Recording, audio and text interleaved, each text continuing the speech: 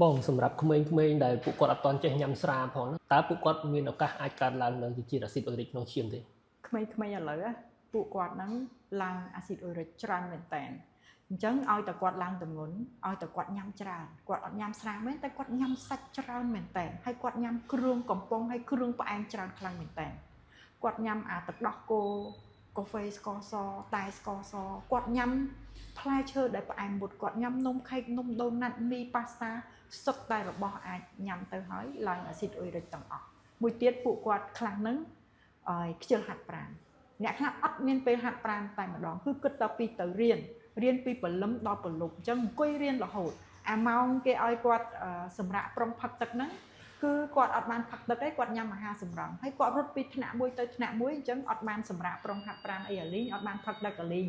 ហើយបានតែញ៉ាំអាហារសម្រន់ដែលគ្រប់អាហារសម្រន់នោះសុទ្ធតែមានជាតិហ្វ្រូកតូសជាតិផ្អែមដែលធ្វើឲ្យឡើងអាស៊ីតអ៊ុយរិកចា៎